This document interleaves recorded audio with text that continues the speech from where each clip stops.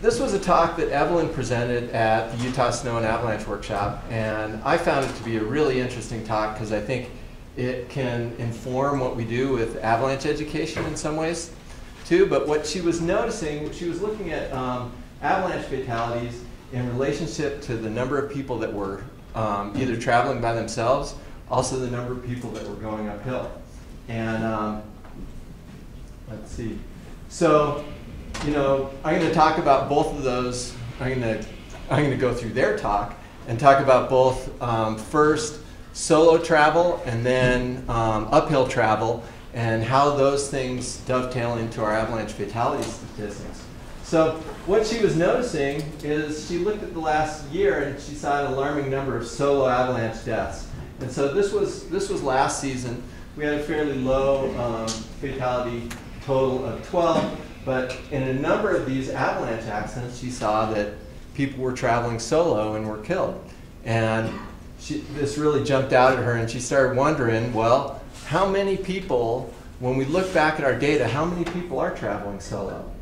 And she thought, we shouldn't just look at whether people are alone, but, and this was the part that I found really interesting, she wanted to know, when are people effectively alone? So you're with a partner, but you're blowing it, right? You're with a partner, and for some reason, you might as well be by yourself.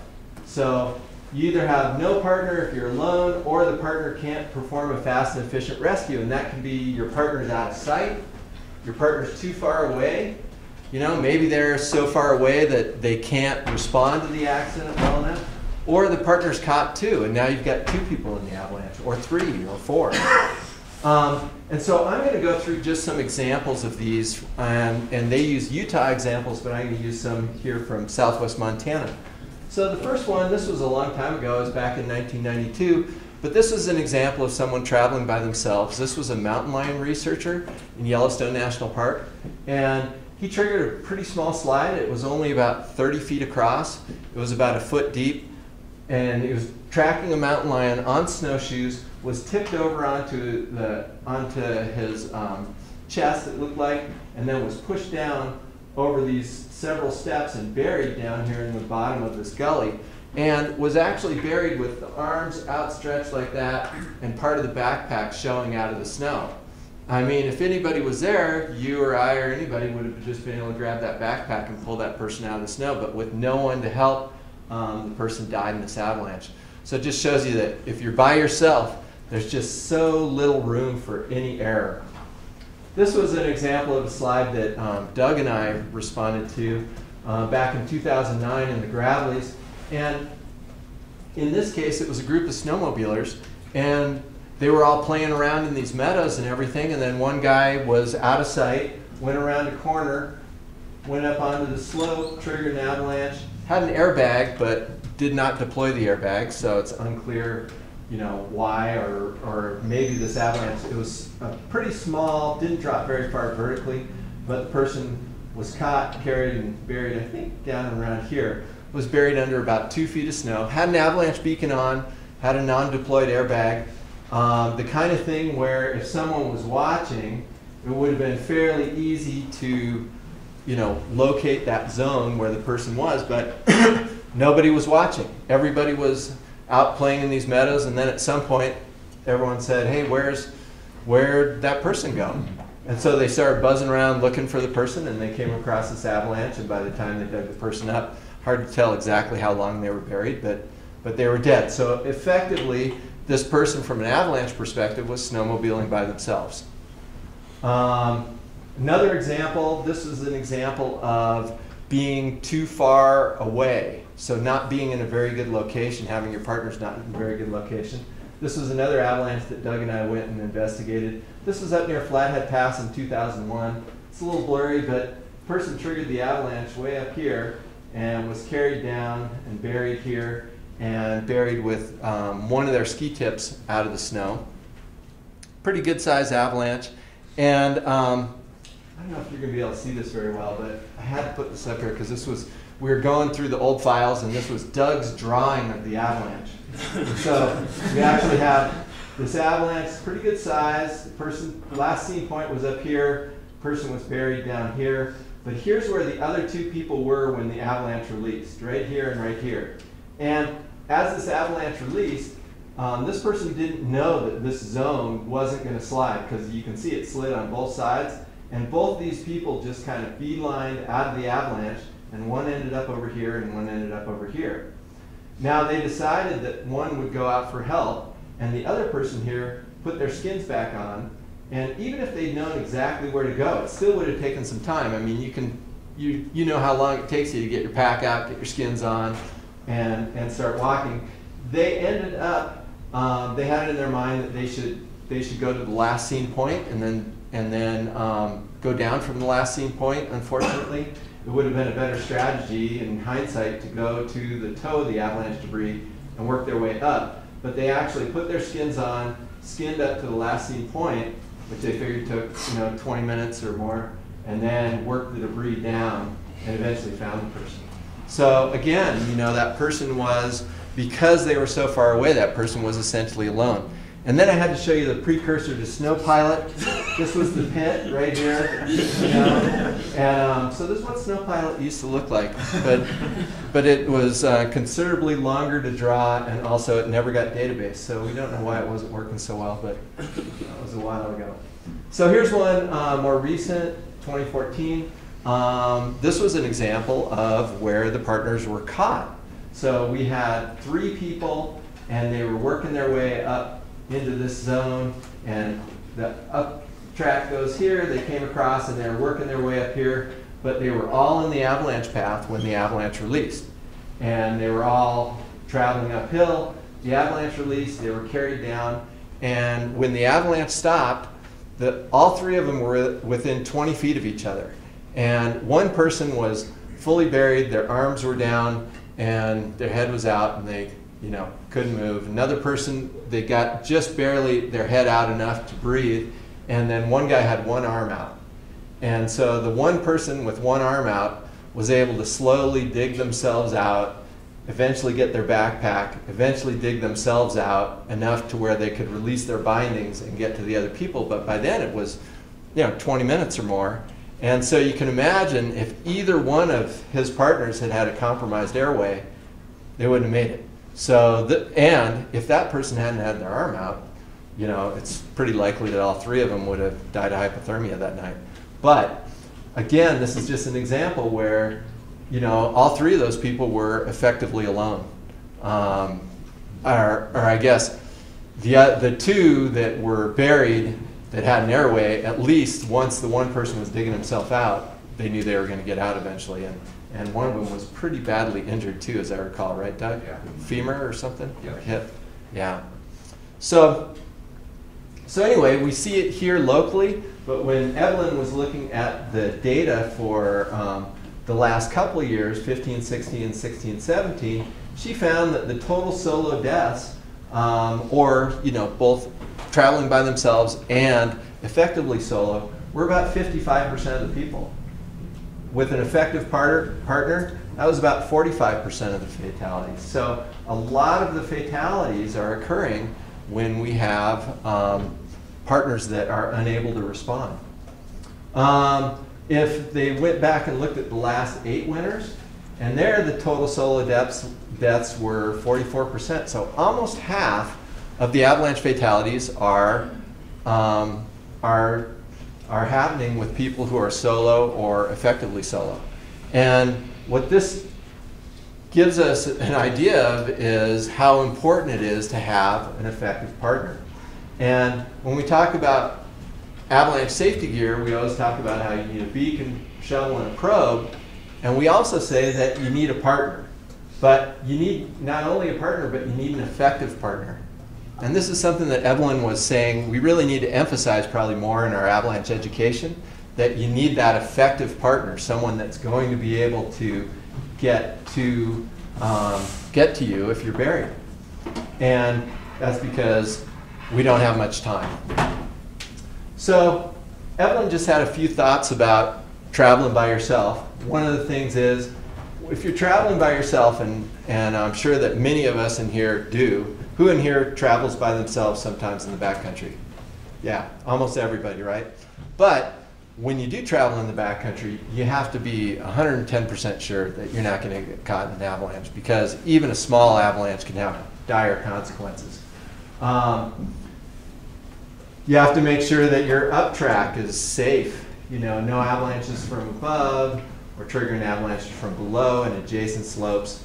Of course, whether you're traveling by yourself or with a partner, you have to be really careful around cornices.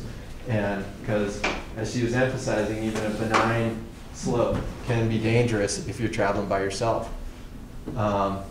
It's one of the things that, you know, that Doug has taken really seriously at the Avalanche Center, is that it's one thing to recreationally travel by yourself, but for the Avalanche Center, there's no traveling by yourself when you're working for the Avalanche Center, because, as Doug says, there's no way he could explain it to the decision makers on the forest if something happened to somebody and they'd been by themselves. So, and then she just said, well, how can we be an effective partner? I mean, one is taking low-risk travel routes, one at a time, right, while the other person watches from a safe location. If you're at the bottom of the slope, you want to get out of the way. But you also have to think about how that slope's going to work. Like, if you get way, way, way out of the way, where's a person going to end up if they get caught in an avalanche? You want to keep your partner in sight. So one of the things is, she said, a lot of this stuff about group management, we tend to teach in more advanced avalanche workshops and maybe guiding, you know, to guides and things like that. And her point was, we really should take a lot of this knowledge and make sure that it comes out in our basic avalanche workshops and that everyone knows.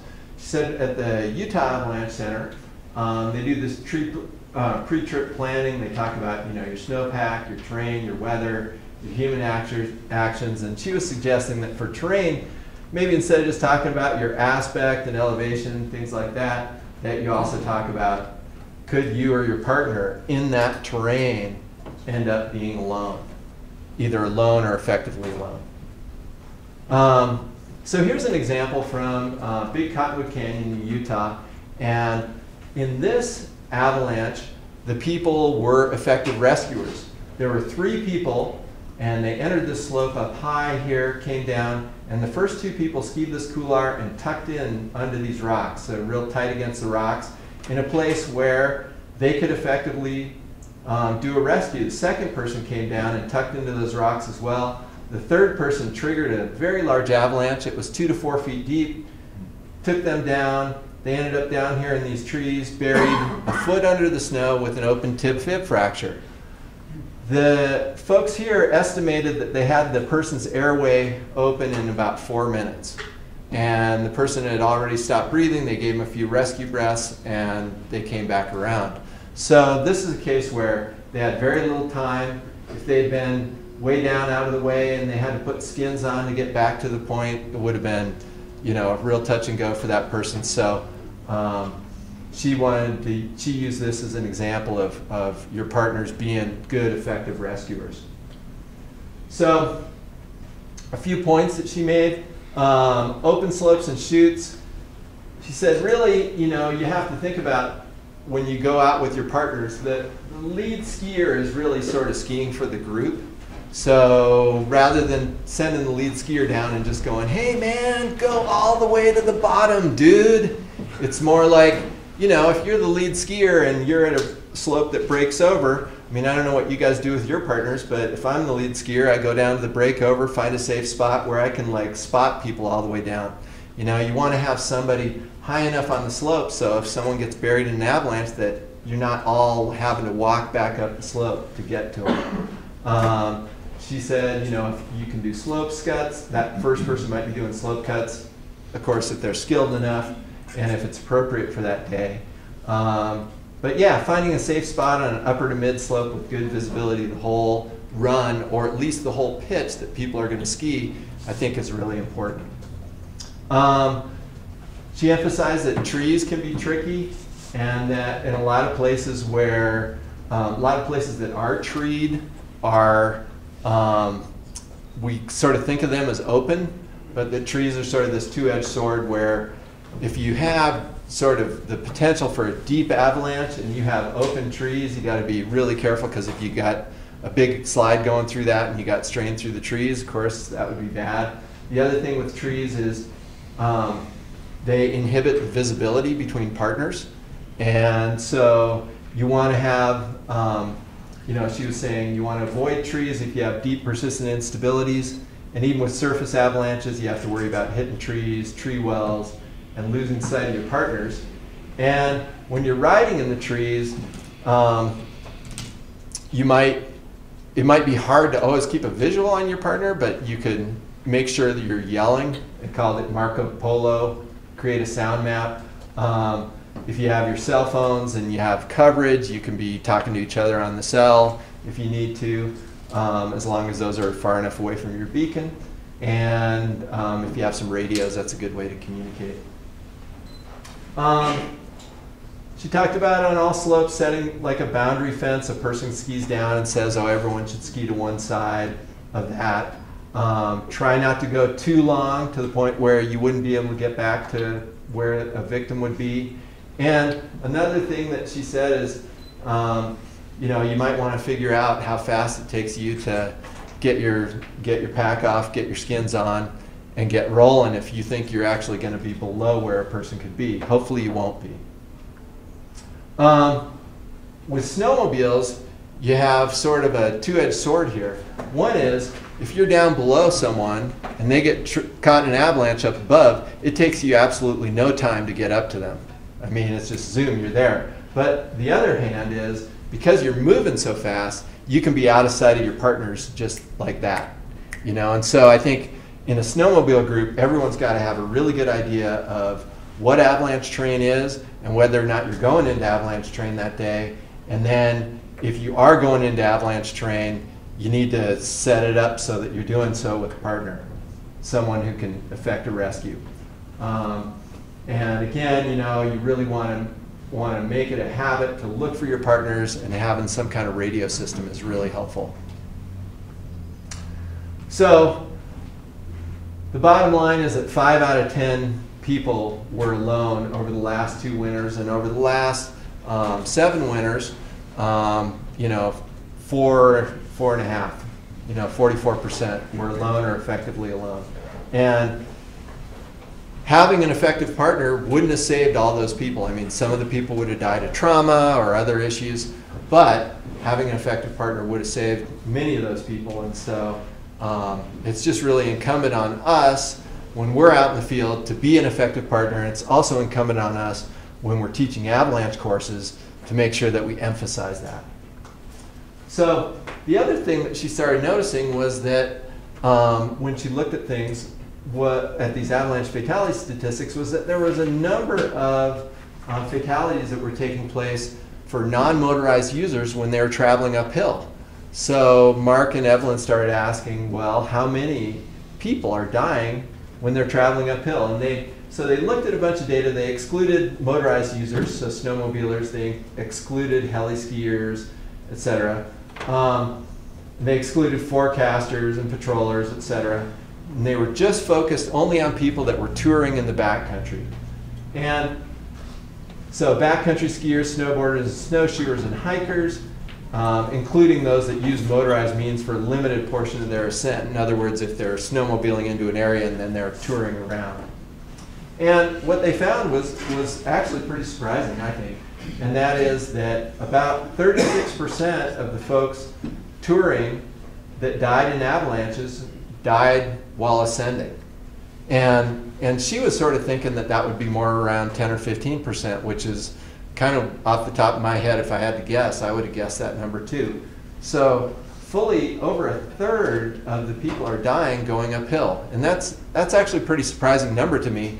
And it emphasizes once again in our avalanche classes how important it is to get people to understand what avalanche terrain is and be able to recognize it.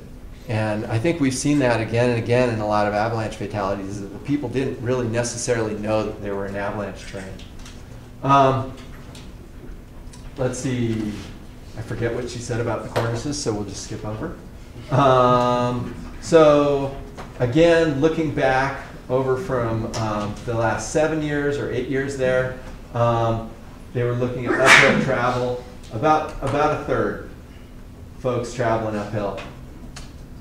So, thoughts? Most of your time is spent going uphill, but hopefully, in most cases, you can find a safe route, especially if you have any indication that you might have unstable snow. In terms of pre-trip planning, you want to identify possible avalanche terrain you'll cross or travel through going uphill, and make a plan so that if you are crossing a slope, that you're making sure that you're crossing that slope safely with someone watching. She's just saying reevaluate the terrain often, remember to space out.